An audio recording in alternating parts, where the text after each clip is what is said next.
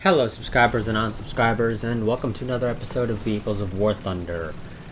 First thing I want to go and mention before I actually hop into the episode itself is that while this episode, I believe, was supposed to go up something like 2 months ago, I didn't get around to actually doing it, and so what I'm going to be doing is I'm just going to be pushing this episode out. So I'm going to record one take of my audio here. If it sounds like crap, oh well. I want to go ahead and move on to the next vehicle. Also, the footage you're seeing in the background is something like 1, maybe 2 major updates old, so it's obviously not going to be representative of the game as it stands right now. Things might have changed on the vehicle as well, but nonetheless, we're going to be covering the Panzer III E. Normally it's just shortened to Panzer III E. Other names also include the Panzerkampfwagen III E. Some other names that I actually can't pronounce. I didn't even bother checking to see how they're supposed to be pronounced. I'll be throwing them up on screen so you can see what they look like, though. Unlike aircraft, this vehicle does not have any one company tied to it. By this I mean it is not like the Bf-109, which is tied to Messerschmitt. This tank was manufactured by Daimler-Benz AG, Henschel and Schahn AG, and Maschinenfabrik Augsburg-Nuremberg AG. A total of 96 models of this tank were produced, and they were produced between December 1938 and October 1939. So, almost a full year of production, and they got 96 models pumped out. The length of the hull of the Panzer III E measures to 538 centimeters, or 211.9 inches, and the width measures 291 centimeters, or 114.6 inches, with a height of 243.5 centimeters, or 95.87 inches. It is crewed by 5 people: a commander, located in the center rear of the turret, a gunner, located in the left front of the turret, a loader, located in the the right rear of the turret, a driver located left front of the hull, and finally a radio operator located right front of the hull. All those locations are looking from the rear of the tank, so looking at where the engine is to the front of it. The Panzer III E has a combat weight of about 19,500 kilograms, or 43,000 pounds. The Panzer III E is armed with one 37mm KWK 35/36L 46.5, of which 120 rounds are carried. The gun has a max elevation of plus 20 degrees and a max depression of minus 10 degrees, and required manual input to adjust the gun elevation, which isn't a surprise for a tank of the World War II era. I'll be throwing up a chart right about now that, if I am reading it correctly, then this gun, firing Panzergranate 40, is able to penetrate 64 millimeters of a homogeneous steel plate that is sloped at 30 degrees at 100 meters. So, at 100, firing at any tank that has armor that is sloped at 30 degrees, if you're firing at it from 100 meters away, you should be able to penetrate, in theory, firing Panzergranate 40 up to 64 millimeters of homogeneous steel plate.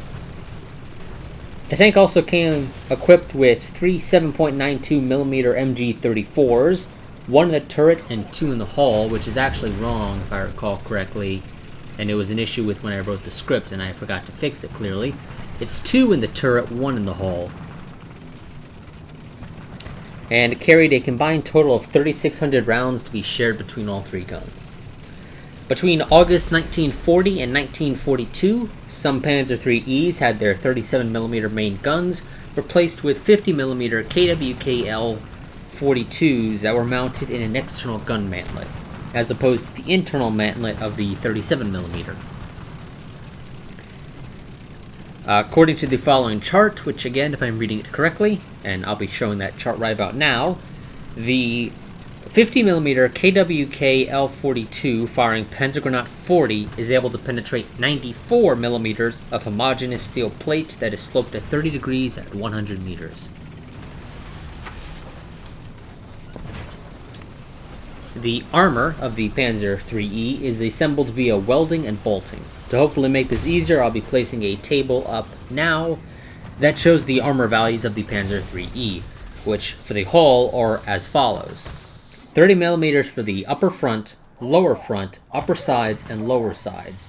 20mm for the upper rear and lower rear. 16mm for the top, and 15mm for the floor. For the turret, there are 30mm for the gun mantlet, front, sides, and rear, and 10mm for the top. The engine of the Panzer III E is a Maybach HL120TR, 12-cylinder, 60-degree V gasoline. It is capable of developing 300 horsepower at 3,000 RPM. It has a fuel capacity, or the tank has a fuel capacity of 320 liters. The transmission is a Maybach SGR 32845 Variorex, 10 speeds forward, 1 reverse, which I believe that essentially means there's 10 forward gears and 1 reverse rear, or 1 reverse gear. If I'm understanding correctly the way transmission works. I'm not a vehicle person, so I could certainly be wrong about that. Of course, if I am correct about that, that means you do not want to reverse this tank because you're not going to get very far.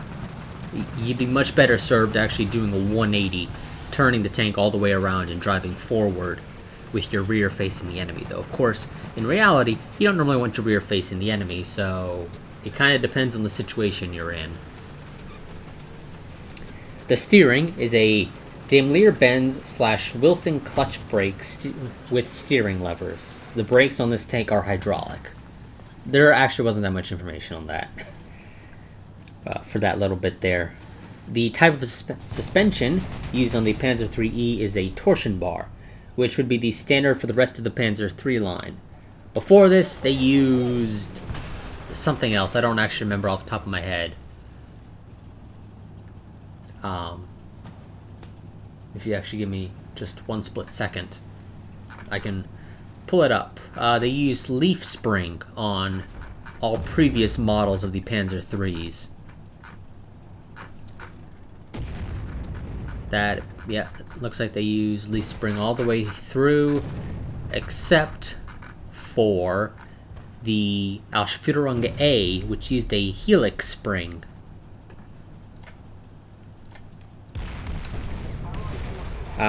Let's see. Back to this tank, though. It uses 6 individually sprung dual per track road wheels and 3 dual per track for the track return rollers, which, if the skin that I had tried to make for this had actually worked properly, you'd be able to see it a little bit better. But you can just pull up the tank on your own game and you'll see a little bit easier exactly what I'm talking about. It also uses a 21-tooth front drive for the drive sprockets and dual adjustment idlers at the rear of the tanks, or they're at the rear of the tracks. Finally, it has shock absorbers on the first and last road wheels on each track. As for the tracks themselves, they use a center guide single pin made of steel. The tracks are a width of 36 centimeters, a pitch of 12 centimeters, and a ground contact length of 296 centimeters, which, if I understand that correctly, basically means that if the tank is driving on a, well, not necessarily even just a flat surface, well, yeah, I guess it's reliant on a flat surface. Nonetheless, the tank itself is going to have about 296 centimeters of track that's going to be in contact with the ground almost constantly, barring a couple of situations where the entire track is not in contact with the ground. Onto the performance of the tank. The max level road speed of the Panzer III E is, according to my research, 40 kilometers an hour, or 25 miles per hour. It also has a max grade of 58%. This means, according to my research, the max slope that this tank can climb is a little over 30 degrees. 30.11 degrees to be exact. So, if you're trying to go up a slope that is more than 30 degrees, you're gonna struggle, and in reality, probably not gonna make it. And so now you guys know, so you can try to avoid going up those slopes that are greater than 30 degrees. Because this tank, generally speaking, will not be capable of going up those. The minimum turning diameter is 5.85 meters, or 19.2 feet. This basically means that the smallest circular turn, i.e. a U-turn, that this tank is capable of doing will have a diameter of 5.85 meters. The maximum vertical obstacle for this tank is 60 centimeters. Now, I'm not 100% sure what this actually means.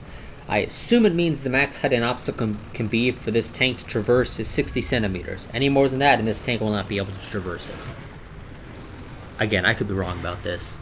A lot of this stuff is kind of just quick Google searches to try and figure out the specifics of it.